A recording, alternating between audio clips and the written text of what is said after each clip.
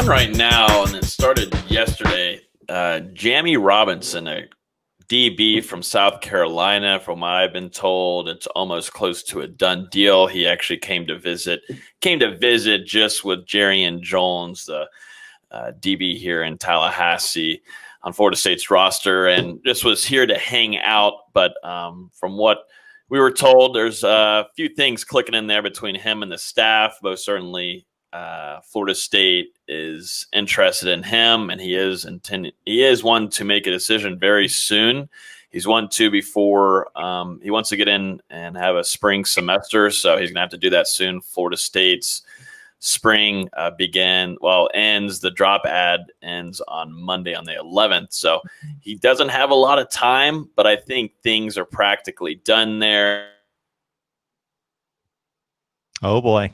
No, the Wi-Fi is followed him. So if you're just following the follows, I think things are heading in the direction, because it happened with Jermaine Johnson, it's happened with Milton, and it's happened with a few other transfers and commitments. If you follow the follows with K-Camp, usually things are heading in the right direction for Florida State. So Jamey Robinson.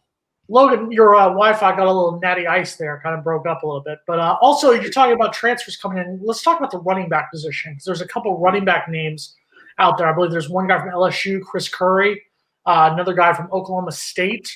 I don't want to screw up his name, but Deandra Glass. Can you talk about what we're hearing? Because both of them are reportedly looking at Florida State. Is Florida State in the running for either one of them? Before Logan takes off on this, I just want to bring to your attention, Jason, what Logan finished off with in giving his, launching into the show here. He finished off with "things are headed in the right direction." Did you catch that? Because he's always going to defend the white coach. So go ahead. Let's move on from there. Logan, before you were rudely interrupted, can you please talk to us about Chris Curry and Deandra Glass, please? I have not heard anything on those two guys. I'll be honest with you. Not anything on our side of things. Florida State, I think, is in the looking for building some more running back depth. It seems like that's been the way the last 2 seasons, and 3 actually. But Florida State I've not heard anything on my end on those 2 guys. What about James Coleman? Have you heard of him transferring from FSU fandom to? I've not heard anything. No sources plug me with that. He's sticking with the FSU fandom? Okay, got it. Getty Images won't allow me to switch. No matter what, when you Google James Coleman, FSU pops up, and then it'd be very difficult to go root for a rival with that. Which running back did you guys hear is trying to transfer in? Chris Curry from LSU, and another kid from Oklahoma State, Deandra Glass. Man, I'll tell you what, all the running backs that we're supposed to be trying to get, man, if we could like that would be like the greatest running back class ever. Like if you can get, between, Curry, the kid from Oklahoma State, both running backs from Georgia. It's amazing. The transfer portal is very exciting, and a lot of people like to go back and forth with it. I think sometimes it's a little bit of imagination and a little bit too much time on our hands. If you get one of those guys, one of those 4, that would be good news. Yep. I'll be honest with you. Little Cook, I think Little Cook is not a running back. I think he's a slot receiver that's being used improperly. But, when your brother was one of the best running backs to ever play, the best running back to come out of Florida State, it's very difficult to want to follow up in his shadow and want to do something different. I get it.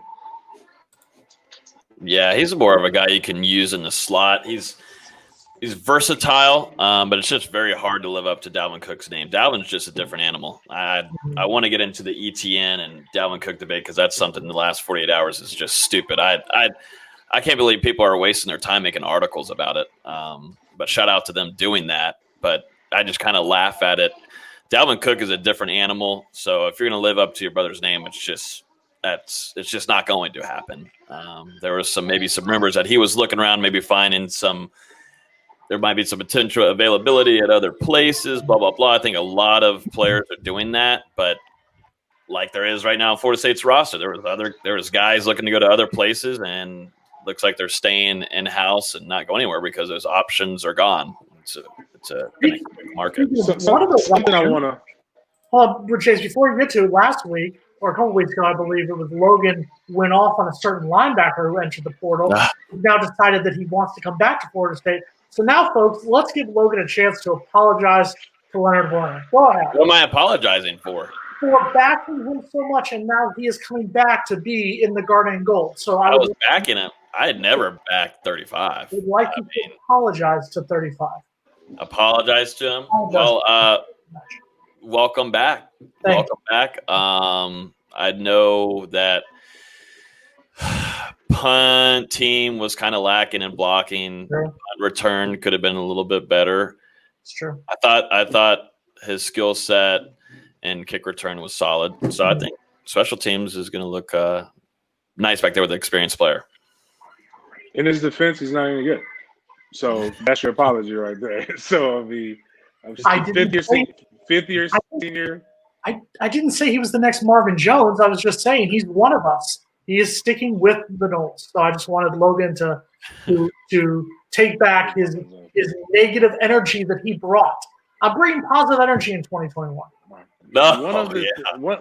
Something that's kind of backfired, and I need fans to understand this.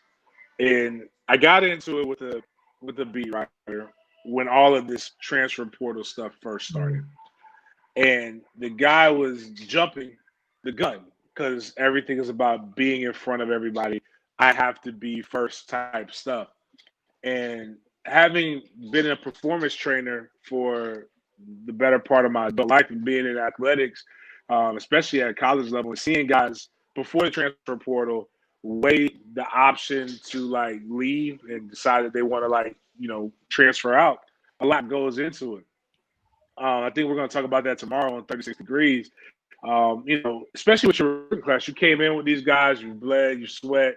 These are your brothers. You don't want to leave them. And I know a lot of kids that was going through their head, but the major thing is when it's your university and your beat, it's a little bit different. But you can really throw off some stuff and put some kids in a very precarious situation. I.e., let's say hypothetically Cook did want to transfer out. Let's say hypothetically Trey Sanders did want to transfer out. Their name hadn't hit the portal yet, and hypothetically there is communication and channels that have to happen for people to be able to weigh the odds, because you don't want to go in there naked, right?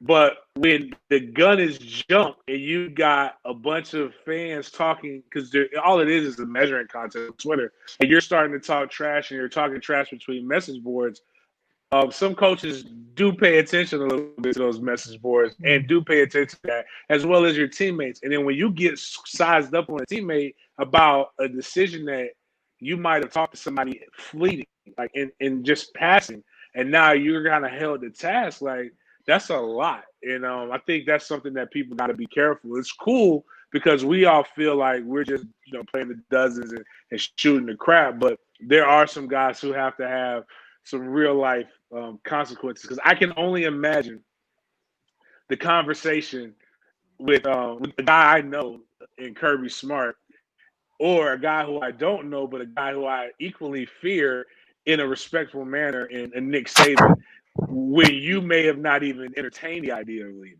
But now you got to talk about, why am I hearing all of this smoke about you possibly transferring? So that's just something just so far fans to kind of just, be aware of, especially when they haven't hit the portal yet, because you may have actually messed us up, hypothetically speaking. Since I called Logan out, I'm going to actually give Logan credit for being right about something. I think Logan is correct about saying, I'm talking about James Cook, and I wanted James Cook to come to Florida State big time. You're not going to follow Dalvin Cook, arguably, I'd probably say the second best running back in Florida State history behind Warrick Dunn. I'm sorry, Warrick Dunn will always be number one for me, but I would probably put Dalvin at number two.